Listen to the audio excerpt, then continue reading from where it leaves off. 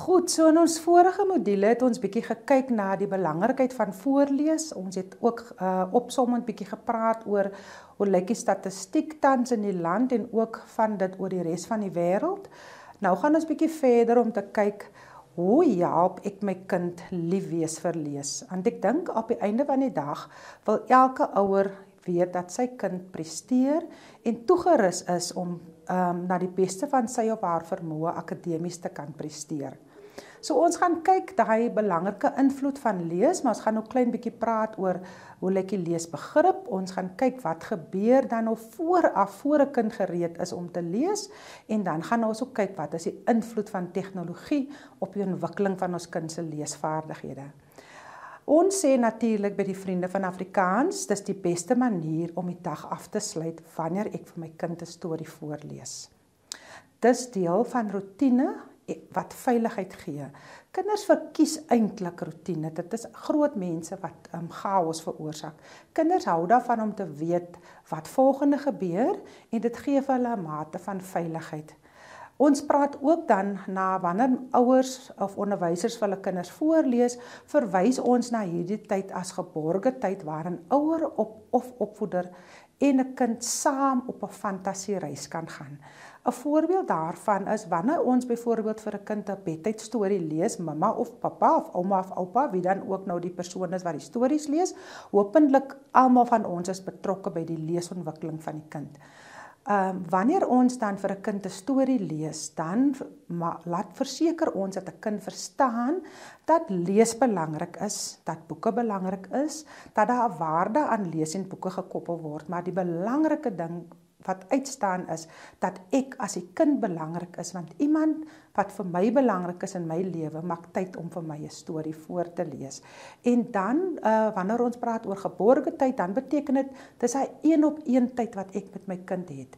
En wat daar dan baie keer uitkom is, 'n kind wat amper outomaties met ouer of onderwyser begin kommunikeer, want die storie gewoonlik sal 'n kind herinner aan iets wat gebeur het, of iets wat hy kan onthou, of dit nou iets goed of iets sleg is, dit verbeter dan ook natuurlik die kommunikasie, of dit maak die deur oop vir goeie kommunikasie.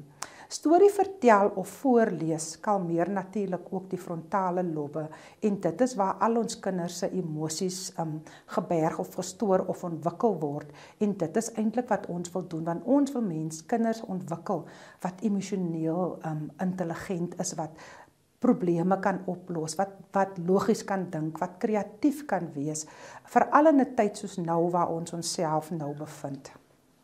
Goed, die volgende ding wat ons dan bietjie op klem gaan lê is, ons glo dat ouers en opvoeders letterlik hulle kinders slim kan lees. Ek gaan net so 'n klein bietjie agtergrond gee. Dr. Yuri Joubert, hy's 'n onderwyskundige en hy het vir Lydia op Marula 'n paar 'n bietjie inligting gedeel en ek het so 'n paar van daai goed gaan uithaal want ek dink dit is tog belangrik dat ons weet hoe lyk die realiteit. Dr. Yuri sê lees is 'n sleutelvaardigheid. Dit is iets wat aangeleer moet word. Ons verwys dan ook daarna as aangeleerde gedrag. Aangeleerde gedrag is iets soos mamma leer vir my om te sê baie dankie, asseblief, goeiemôre, leer vir my om my tande te borsel, leer om vir my te bad. Dit is gedrag wat aangeleer word. Nou lees is ook aangeleerde gedrag. Dit is 'n vaardigheid wat by 'n kind ingeskerp moet word.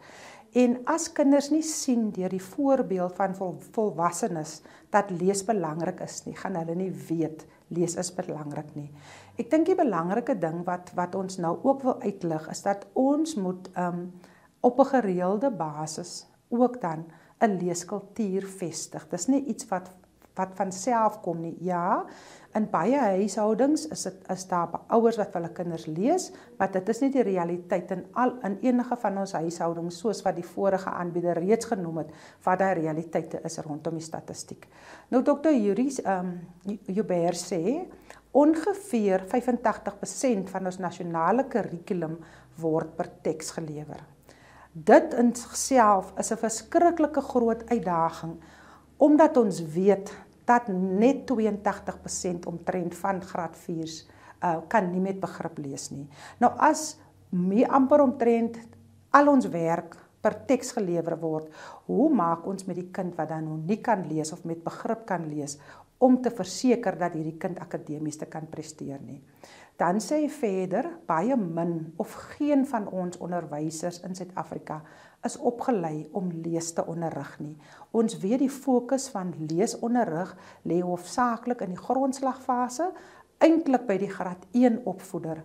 Maar nou sit ons met kinders in graad 6, graad 7 tot en met graad 12 wat nie kan lees nie. Dit beteken dat ons gaan nou moet kyk, hoe gaan ons dit aanspreek, want ons as onderwysers het ons natuurlike verantwoordelikheid om seker te maak wanneer ek die kind na 'n volgende graad toe aanstuur, dat die kind wel gereed is om te kan lees. Wat ons moet weet, wat is daai goed wat ons moet weet? Die brein is bedraad om die gesproke taal te ontwikkel. Dit is hoekom babas van vroeg af taal kan aanleer. Maar daar is geen outomatiese bedrading vir lees en spel nie. Die vaardigheid word stelselmatig onderrig of ontwikkel soos wat mense die liefde vir lees by kinders vestig, vir hulle stories lees en die gewoonte aanleer. So dit beteken eintlik dat dis nie iets wat outomaties gebeur nie. Iemand moet die ekstra moeite en die tyd insit om lees te kan ontwikkel. Dit is net soos wat 'n mens byvoorbeeld vir 'n kind moet leer fietsry. Dis 'n vaardigheid. Iemand moet die fietsie vat, ons sit eers die 2 wielietjies aan, ons maak seker die kind kan sit, ons maak seker die kind kan trap, daar gaan die kind, maar ons gelaat nie die kind alleen gaan nie, iemand gaan saam met die kind. Die volgende ding wat gebeur is, nou gaan ons natuurlik die wielietjies afhaal. Soos wat ons die vaardighede bou by die kind, om die kind se selfvertroue te ontwikkel, so leer die kind natuurlik dan stelselmatig om die boublokkies in plek te kry om uiteindelik gereed te wees vir leer. Ons sê ook dat lees is soos enige sportsoort. As jy 'n goeie cricketspeler, sokkerspeler, rugbyspeler, netbalspeler wil word, moet jy oefen om beter te word. Net so is lees dan ook 'n vaardigheid. Jy moet lees om 'n beter leser te word. Navorsing toon ook dat as leerders in graad 3 nie kan lees nie, gaan hulle heel waarskynlik swak lesers bly as hulle nie die nodige ondersteuning gaan kry wat hulle nodig het om vorentoe te beweeg nie. Verder sê Dr. Jurie natuurlik ook dat lees die sterkste dryfkrag in ons onderwys van graad 1 tot en met graad 3 moet wees.